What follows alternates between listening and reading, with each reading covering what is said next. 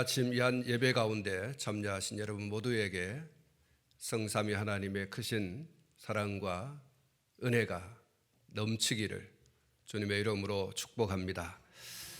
오늘 읽어드린 본문을 중심해서 하나님의 일과 사람의 일, 이런 제목을 가지고 말씀을 드리려고 합니다. 오늘 이 본문에 예수님에 대한 베드로의 놀라운 신앙 고백이 소개되고 있습니다. 그의 신앙 고백은 초대교회와 그리고 오늘에 이르기까지 그리스도인이 되는 입문신앙 고백입니다. 그리스도인이 되는 입문신앙 고백은 예수님이 누구이신가에 대한 답으로부터 시작이 되어지는 것이죠. 그 고백은 바로 오늘 이 본문 29절에 잘 나타나 있습니다. 주는 그리스도시니이다. 한번 따라하겠습니다. 주는 그리스도시니이다. 그렇습니다. 예수님께서 당신이 누구냐라고 하는 그 질문을 제자들에게 물으셨고, 제자들에게 묻기 이전에 세상 사람들이 당신 자신을 누구라고 그렇게 알고 있느냐라고 하는 질문을 하셨습니다. 오늘 이 본문 말씀 29절에 나오는 이 말씀은 똑같은 내용으로 혹은 좀 비슷한 그런 내용으로 여러 곳에서 말씀을 해주고 있습니다. 마태복음 16장 16절에는 주는 그리스도시요 살아계신 하나님의 아들이시니이다 이렇게 나와 있고, 누가복음 9장 20절에는 하나님의 그리스도시니이다 라고 나와 있습니다. 그리스도라고 하는 말은 히브리어 메시아와 같은 단어입니다. 그 뜻은 기름 부음을 받은 자입니다. 구약 성경에서의 이 메시아는 예고이고, 신약 성경에서의 그리스도는 성취이죠. 예언과 성취, 예고와 성취라고 하는 그런 의미에서 구약에서는 메시아라고 했고, 또 신약에서는 그리스도라고 했습니다. 여러분, 이 메시아와 그리스도가 누구입니까? 우리의 신앙생활의 유일한 규범인 성경은 확실히 그가 예수라고 말하고 있습니다. 누가복음 2장 11절 말씀에 보면 오늘 다윗의 동네에 너희를 위하여 구주가 나셨으니 곧 그리스도 주시니라 이렇게 말씀을 하고 있습니다. 이 누가복음 2장 11절에서 말씀하고 있는 구주 그리스도가 누구입니까? 누가복음 2장을 계속 읽어가다가 보면 21절 말씀에 이렇게 말씀하고 있습니다. 할례할 8일이 되매 그 이름을 예수라 하니 곧 잉태하기 전에 천사가 일컬은 바라라 이렇게 말씀하고 있습니다. 구주 그리스도, 그가 예수라고 하는 사실을 우리의 신앙과 생활의 유일한 규범인 성경이 증거해 주고 있는 것입니다. 마태복음 1장 18절부터 25절 말씀에는 예수님의 탄생 기사가 비교적 자세하게 기록이 되어 있습니다. 21절부터 25절까지 말씀을 제가 읽어드리겠습니다. 아들을 낳으리니 이름을 예수라 하라. 이는 그가 자기 백성을 그들의 죄에서 구원할 자이심이라 하니라. 이 모든 일이 된 것은 주께서 선지자로 하신 말씀을 이루려 하심이니 이르되 보라 처녀가 잉태하여 아들을 낳을 것이요 그의 이름은 임마누엘이라 하리라 하셨으니 이를 번역한즉 하나님이 우리와 함께 계시다 함이라. 요셉이 잠에서 깨어 일어나 주의 사자의 분부대로 행하여 그의 아내를 데려왔으나 아들을 낳기까지 동침하지 아니하더니 나음의 이름을 예수라 하니라. 사랑하는 성도 여러분, 예수님이 메시아이십니다. 예수님이 그리스도이십니다. 예수님이 하나님께서 기름 부어 죄인을 구원하라고 세상에 보내신 유일한 메시아요 그리스도이십니다. 다른 말로 구세주, 구주라고 하죠. 예수님이야말로 진정한 하나님의 보내신 우리의 구주이심을 믿으시기를 축복합니다. 예수님께서 둘러선 제자들에게 물으셨습니다. 사람들이 나를 누구라고 하느냐? 예수님의 이 질문에 제자들이 대답을 했죠. 오늘 본문 28절에 보시면 제자들이 여짜와 이르되 세례 요한이라고 하고 더러는 엘리야, 더러는 선지자 중에 하나라고 하나이다 라고 했습니다. 예수님께서 또다시 제자들에게 물으셨습니다. 너희는 나를 누구라고 하느냐? 세상 사람들은 그렇다고 하더라도 나에게 제자가 되겠다고 하면서 따라온 너희는 과연 나를 누구라고 하느냐? 예수님의 이 질문에 베드로가 대답을 했지요. 저는 그리스도시니이다. 사랑하는 성도 여러분, 베드로의 이 대답이 예수님께서 기다리고 그리고 기대하던 바로 그 정답입니다. 베드로는 정확하게 정답을 맞춘 것이죠. 예수님이야말로 진정한 메시아고 그리스도이신 겁니다. 찬송가 252장에 나의 죄를 씻기는 예수의 피밖에 없네. 다시 정케하기도 예수의 피밖에 없네. 나를 정케하기는 예수의 피밖에 없네. 사죄하는 증거도 예수의 피밖에 없네.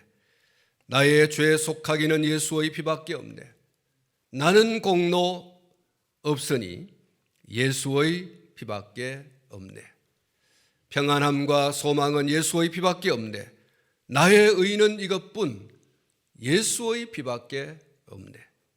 영원토록 내 할 말 예수의 피밖에 없네. 나의 찬미 제목은 예수의 피밖에 없네. 예수의 흘린 피 날 희게 하오니 귀하고 귀하다 예수의 피밖에 없네. 할렐루야. 예수밖에 없습니다. 나의 죄를 씻고 나를 정케하고 사죄하는 증거도 나의 죄를 속하는 나는 공로 없으나 나의 모든 죄와 소망, 허물이 씻겨지는 또 나의 평안함과 소망도 예수의 이름밖에는 없습니다. 사랑하는 성도 여러분, 죄인을 구원하라고 세상에 보내심을 받은 유일한 구세주, 유일한 구주는 예수님밖에 없는 줄로 믿습니다. 그런데 사랑하는 성도 여러분, 베드로가 예수님을 가리켜서 하나님의 그리스도이십니다 라고 대답을 했을 때 마태복음 16장 17절 말씀 가운데 보면 예수님께서 내가 복이 있도다 이렇게 선언을 하셨습니다. 그런데 이야기가 거기서 끝이 나지 않습니다. 예수님께서 물으시는 질문에 정답을 맞추고 칭찬을 들은 베드로는 흥분을 감추지 못합니다. 내가 모든 제자들을 대표해서 예수님께서 기대하고 예수님께서 바라고 예수님께서 기다리던 그 정답을 맞췄다. 예수님께로부터 칭찬을 받았어요. 그래서 굉장히 감정이 흥분되었습니다. 그런데 예수님께서 그 흥분한 베드로와 또 다른 제자들 앞에서 당신이 고난받고 버림받아지고 사흘 만에 다시 살아난다. 당신이 고난받고 버림받고 죽임당하고 그리고 사흘 만에 죽은 자들 가운데서 다시 살아난다. 그렇게 말씀을 하셨습니다. 베드로와 그리고 둘러선 제자들에게 예수님의 이 말씀은 청천벽력과도 같은 말씀이 되었습니다. 당신이 누구냐라고 하는 그 질문에 당신의 제자인 베드로가 모든 제자를 대표하여 정답을 맞추었습니다. 예수님께서 바요나 시몬아 네가 복이 있다 라고 할 정도로 예수님의 칭찬은 극찬이었습니다. 네가 정말로 정답을 맞췄구나. 네가 정말로 정확하게 나를 보았구나. 너는 정말로 정확한 대답을, 내가 듣고 싶고 내가 기대했던 그 대답을 맞췄다. 너야말로 복이 있는 사람이다. 여러분, 예수님께로부터 칭찬을 들었으니 베드로와 또 다른 제자들은, 특히 베드로는 얼마나 흥분했겠습니까? 야, 내가 예수님께로부터 칭찬을 들었다. 그런데 예수님께서 찬물을 끼얹는 말을 하죠. 청천벽력 같은 말씀을 하십니다. 나는 고난받는다. 나는 버림당한다. 나는 죽는다. 그리고 나는 다시 살아난다. 사랑하는 성도 여러분, 베드로가 예수님의 이 말씀에 어떤 반응을 보였습니까? 베드로는 이런 반응을 보였습니다. 32절 말씀을 보시면, 드러내놓고 이 말씀하시니 베드로가 예수를 붙들고 항변하매라고 말씀을 하고 있습니다. 마태복음 16장 22절 말씀에서는 이렇게 기록을 하고 있습니다. 베드로가 예수를 붙들고 항변하여 이르되 주여 그리 마옵소서. 이 일이 결코 주께 미치지 아니하리이다 라고 했어요. 이게 항변이라고 하는 말은 항의했다는 겁니다. 예수님의 말씀은 베드로와 제자들에게 찬물을 끼얹는 그런 말이었습니다. 이제 예수님께서 구원자로서 당당하게 죄인을 향해서 구원을 선포하시기만 하면 되어집니다. 그런데 이게 웬 말입니까? 그리스도의 사역이 고난과 그리고 버림당함과 그리고 죽임, 당함, 그리고 장사 지내게 되어지는 것, 그리고 부활의 이야기입니다.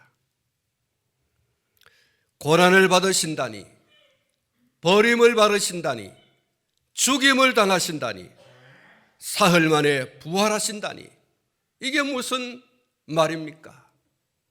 이게 무슨 도깨비 장난치는 말입니까? 라는 얘기죠. 앞에 있는 말씀을 자체하고라도 부활 얘기, 예수님의 제자들은 어떻게 사람이 죽었다가 다시 살아나느냐라고 하는 강력한 의심이 있는 것이죠. 그래서 죽었다가 부활한다고 하는 그 얘기에 그들은 마음이 동하지 않습니다. 아니, 무슨 얘기하는 겁니까? 하나님의 그리스도라고 내가 정답을 맞췄고 그 정답에 예수님 칭찬했지 않습니까? 그러면 그리스도로서 할 일을 하시면 될 텐데, 아니 예수님께서 고난받고 버림당하고 죽는다고 말하고 믿기지도 않는 부활 얘기하시니 이게 도대체 무슨 말이냐? 예수님의 말씀은 제자들의 귀를 의심하기에 충분한 말씀이었습니다. 예수님의 말씀은 제자들로서는 도저히 믿을 수 없는, 믿기지 않는 그런 이야기였습니다. 예수님의 말씀은 제자들의 기대에 미치지 못한 말씀입니다. 예수님의 말씀에 제자들의 꿈은 산산조각이 났습니다. 예수님의 제자들의 꿈이 무엇이었습니까? 예수님께서는 이제 유대의 왕으로서 왕권을 차지할 것이며 로마로부터의 자유와 해방을 얻게 할 것이며, 우리는 예수님과 더불어서 오른쪽 편 좌편에 앉아서 이제 정치적인 지도자로서 권세를 휘두를 것만을 꿈꾸고 있는 것이죠. 세상의 영광을 지금 꿈꾸고 있는 것입니다. 화려한 보좌에 앉으신 예수님과 그 주변에 서서 예수님을 보좌하면서 사람들 위해 떵떵거리며 군림하는 그 세상적인 영광을 꿈꾸고 있는 거예요.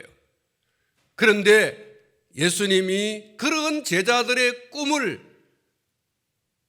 완전히 무너뜨려버리는, 산산조각나버리는 말씀을 하시는 것이죠.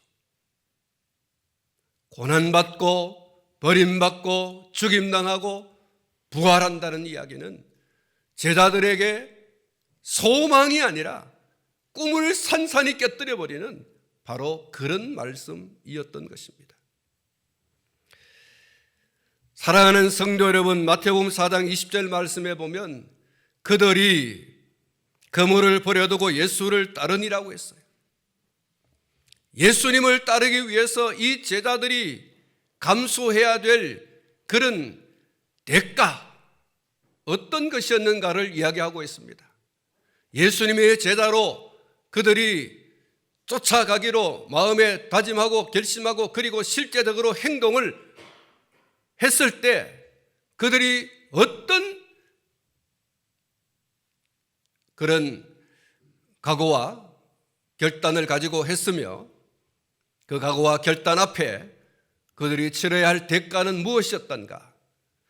읽어드린 마태복음 4장 20절에 그들이 그물을 버려두고 예수를 따르니라. 마태복음 4장 22절에 그들이 곧 배와 아버지를 버려두고 예수를 따르니라. 마가복음 1장 20절 곧 부르시니 곧 그 아버지 세베대를 품꾼들과 함께 베어 버려두고 예수를 따라가니라. 누가복음 5장 11절 그들이 베드로를 육지에 대고 모든 것을 버려두고 예수를 따르니라고 했어요. 사랑하는 성도 여러분, 예수님을 따르겠다고 다짐하고 결단하고 각오하고 나선 이 사람들이 모든 것을 버려두었다 그랬어요. 모든 것을 버렸다 그랬어요. 사랑하는 성도 여러분, 예수님을 따르기 위해서 이들은 엄청난 대가를 치렀습니다. 그런데 그들이 모든 것을 버려두고 따르기로 한 예수께서 죄인을 구원하러 오신 메시아 그리스도께서 능력으로 기사와 기적을 베풀어서 죄인을 구원하시는 누구도 따라할 수 없는 하늘과 땅을 진동시키며 사람들이 깜짝깜짝 놀랄 만한 권세를 나타내지는 않으시고 그들이 기대한 바대로 유대의 왕으로 덜컥 올라앉아서 그 위엄을 나타내면서 유대를 억압하고 있는 로마의 그 끈을 끊어버리고 천하를 호령하면서 그 권세를 나타내셔야 할 예수님, 그 예수님을 기대하고 있는데 모든 것을 버려두고 예수를 따를 때에는 그러한 기대와 그러한 소망과 그들이 바라는 것들이 있었습니다. 그런데 예수님께서 그들의 기대와 소망과는 전혀 다른 말씀을 하지 않습니까? 나는 이제 고난받을 것이고 나는 이제 버림받을 것이고 나는 이제 죽을 것이다. 다시 살아난다. 제자들의 입장에서 보면 그야말로 어이없는 말씀이고 허탈하게 하는 말씀이고 망연자실할 수밖에 없는 그러한 말씀이 아닐 수가 없습니다. 그래서 제자들의 낯빛이 흑빛으로 변할 수밖에 없었고 제자들을 대표하여서 베드로가 주여 그렇게 하지 마십시오. 제발 그 말씀하지 마세요. 예수님, 우리가 있지 않습니까? 만약 그런 일이 예수님께 닥치면 우리가 앞서서 예수님을 보위할 것입니다. 예수님이 그런 해를 입지 않도록 우리가 막을 것입니다. 베드로는 지금 그 얘기를 하고 있는 거죠. 근데 항변했다고 그랬어요. 예수님께 막 대어들었어요. 예수님 이게 무슨 얘기입니까? 우리가 예수님을 따라오겠다고 하는 그때 우리가 어떤 희생을 치렀는지 어떤 대가를 치렀는지 예수님 잘 아시지 않습니까? 무슨 말씀을 이런 말씀을 하십니까? 무슨 이런 청천벽력 같은 말씀을 하십니까? 그러면서 베드로는 예수님, 우리가 예수님 호위무사가 되겠어요. 걱정하지 마세요. 그런 일이 없습니다. 우리가 예수님을 호위하고 있는 한 이런 일은 절대로 일어나지 않을 것입니다. 주여 그리하지 마옵소서. 이 일이 결코 주께 미치지 아니하리이다. 어떻게 보면 베드로의 이 말은 예수님, 우리가 결단코 예수님께서 그렇게 고난받고 버림당하고 죽으시고 죽은 자가 다시 살아날 수 없는 무덤에 들어가도록 내버려 두지 않을 것입니다. 우리가 온 힘을 다해서 이 일만큼은 맡겠습니다. 대단한 결기이고 대단한 사생결단의 충성맹세라고도 볼 수 있는 것이죠. 인간적으로 생각해 보면 베드로의 그 말과 행동이 예수님의 입장에서 대단히 고마운 거예요. 감사한 말이고 정말 믿음직한, 베드로 너밖에 없다. 내가 이런 말을 할 때에 누군가가 앞서서 막 뛰어나와 가지고 얼굴이 상기된 모습으로 그런 일이 있을 수 없다, 우리가 막아내겠습니다. 여러분, 인간적으로 여러분 생각해 보면 베드로의 그 결기, 그 충성맹세, 굉장히 흥분된 말 아닙니까?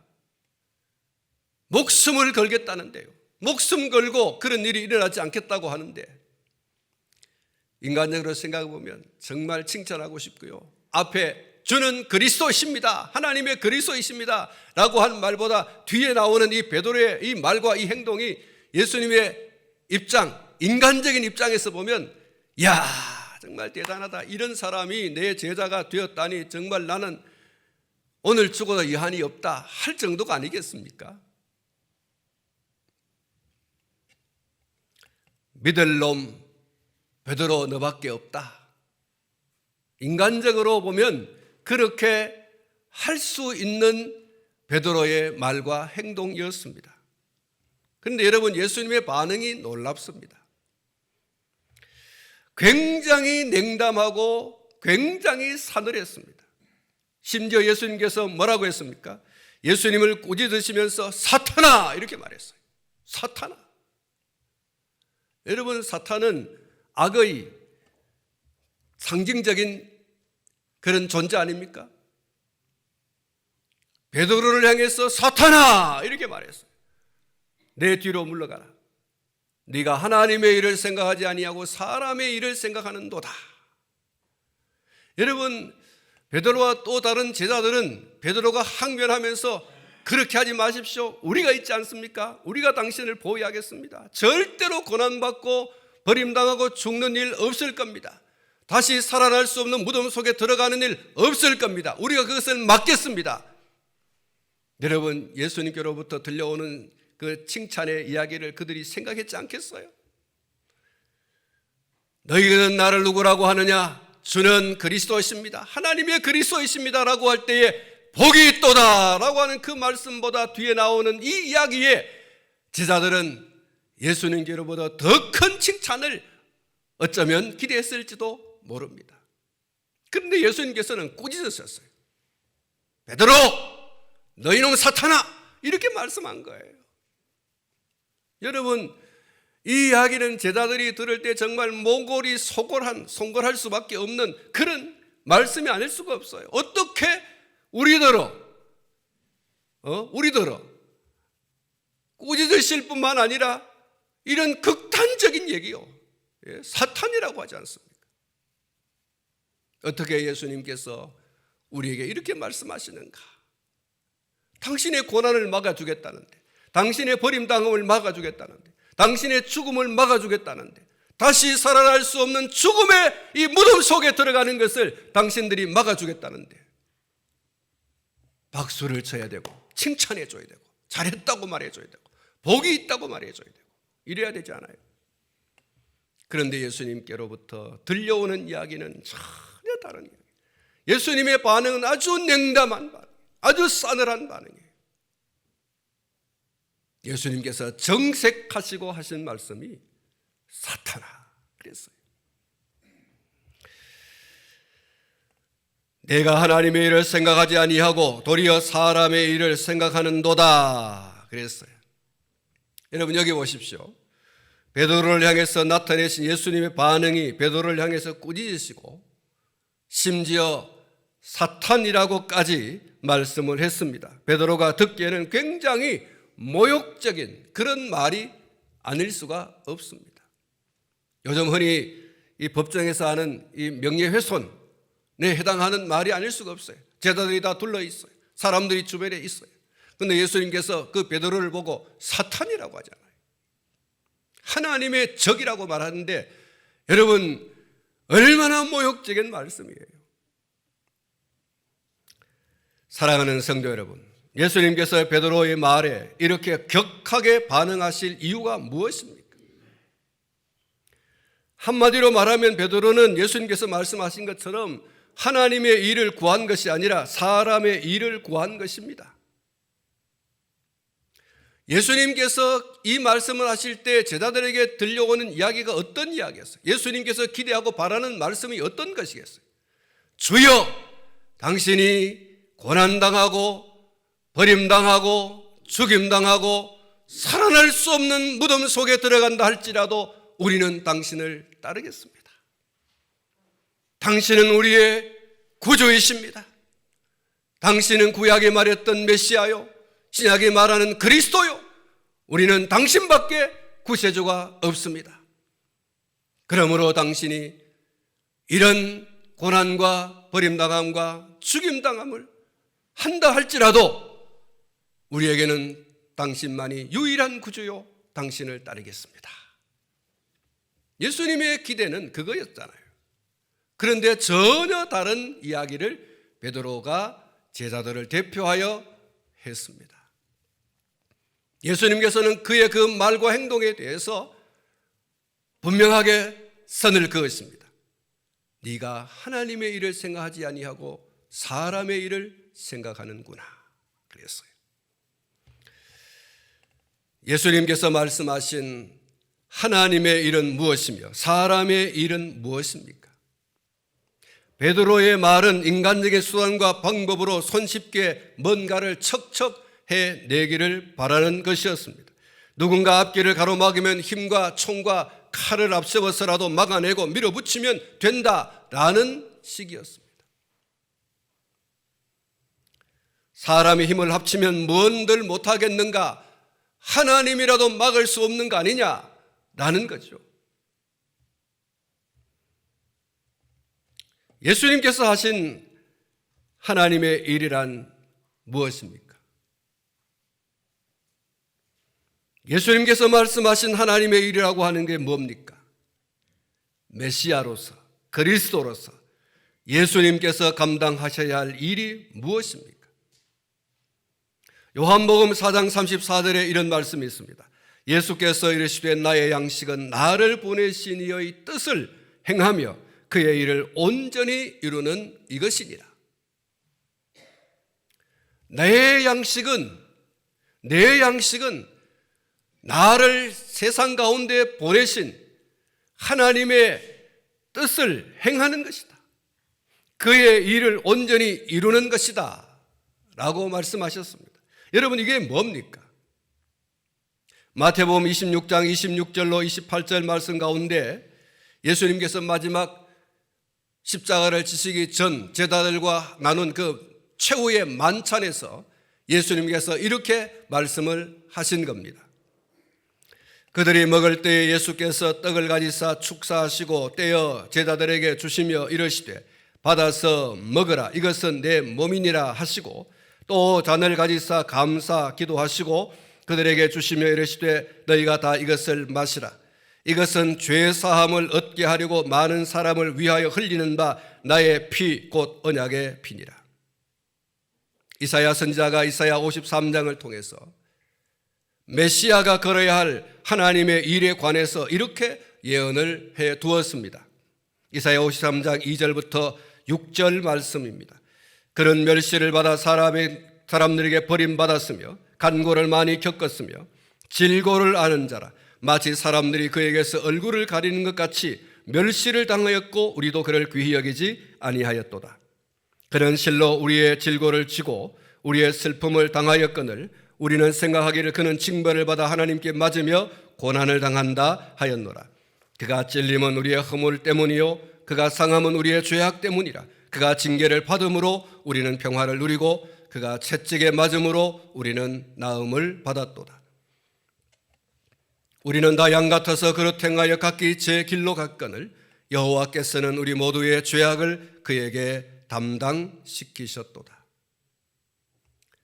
예수님께서 메시아, 그리스도로서 감당해야 할 하나님의 일은 예수께서 밝히신 대로 고난받고 버림받고 죽임당하고 죽은 자들 가운데서 사흘 만에 다시 살아나는 것이었습니다. 사랑하는 성도 여러분, 우리의 구원이 그냥 간단히 이루어진 것이 아닙니다. 하나님의 아들이신 예수님이 엄청난 대가를 치렀습니다. 고난과 버림과 죽임을 당하여 무덤에까지 내려가는 엄청난 대가를 치렀습니다. 히브리 9장 22절에 피 흘림이 없이는 사함이 없다, 이렇게 말씀을 했습니다. 그렇습니다. 죄인들의 구원을 위한 메시아 그리스도가 할 하나님이 작정한 일이 바로 이것입니다. 피 흘림이라는 거죠. 예수님이 말씀하신 고난과 버림당함과 죽임과 그리고 무덤에 내려가는, 그래서 하나님의 사랑을 확증하는 것, 그래서 사람들에게 자유와 해방을 주시는 것, 메시아로서 그리스도로서 세상 가운데 해야 할 하나님의 일은 바로 그것이었습니다. 사람들 가운데 환영받고 사람들 가운데 영광을 누리고 권세로 떵떵거리며 사람들 위해 군림하고 그 권세를 사람들에게 나누어 주는, 그것이 메시아의 일이 아니고 그리스도의 일이 아니라는 거예요. 그것을 통해서 죄인을 구원하려 하시는 하나님의 구원 계획이 아니라는 거예요. 피 흘림이 없이는 죄 사함이 없다. 누군가가 죄인을 구원하기 위한 죽음을 죽어야 되는데, 피 흘림이 있어야 되는데, 고난을 받아야 되는데 누가 될 것인가? 그 일을 위하여 하나님의 아들이신 예수께서 메시아로 그리스도로 세상 가운데 오신 줄로 믿습니다. 그 길은 고난의 길이요, 그 길은 버림받는 길이요, 그 길은 죽음의 길이요, 그리고 다시 살아나는 길이었습니다.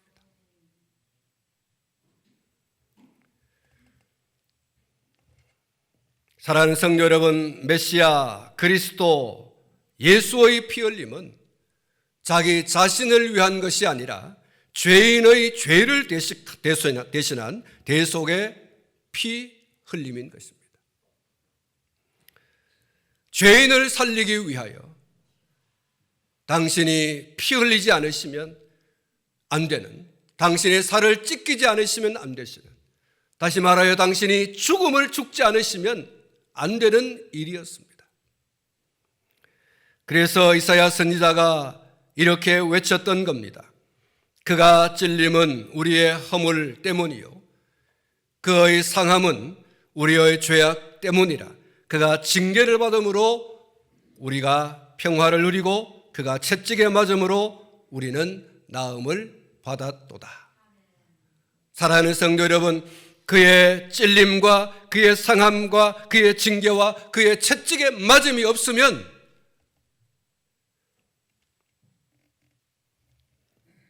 평화가 없습니다.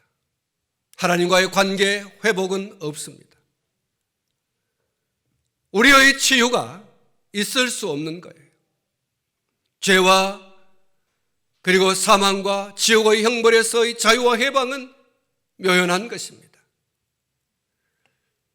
하나님의 인간 구원을 위한 디자인이 그것입니다. 당신의 아들 예수를 통하여 찔리고 상하고 징계를 받고 채찍에 맞고 예수님 말씀하신 것처럼 고난과 버림당함과 죽임당하고 무덤에 내려감으로 우리의 죄와 허물의 사함을 받고 그리고 치유가 되어지는 것입니다. 사랑하는 성도 여러분, 우리가 받은 구원의 은혜는 값싼 은혜가 결코 아닙니다. 너무나 값비싼 은혜요, 우리의 무엇으로도 갚을 수 없는 그런 한량없는 은혜인 것입니다. 예수님의 고난과 버림당함과 죽임당함과 무덤에 내려감을 당하기까지 함으로써 얻어진 것이 우리의 구원인 줄로 믿으시기를 바랍니다. 사랑하는 성도 여러분, 예수님의 제자로 살기를 원하십니까? 너무 쉽게 생각하지 않기를 바랍니다. 고난과 버림당함과 죽임당함과 무덤에 내려감을 당하기까지 각오해야 비로소 예수님의 제자로 살아갈 각오가 된 것입니다. 예수님께서 말씀을 하셨지 않습니까? 누구든지 나를 따라오려거든 자기를 부인하고 자기 십자가를 지고 나를 따를 것이니라. 예수님의 제자가 되려고 하는 자에게 주시는 예수님의 메시지일 것입니다. 사랑하는 성도 여러분, 예수님의 제자로 살아가려고 하십니까? 예수님께서 말씀하신 이 각오가 되어 있어야 할 것입니다. 이번 한 주간 우리는 우리의 구원을 위해서 고난과 버림당함과 죽임당함과 무덤에 내려감을 당하신 예수님을 깊이 되새기는 고난 주간을 맞이하게 됩니다. 새벽을 깨워서 예수님을 더 깊이 묵상하는 그러한 기회가 될 수 있기를 바랍니다.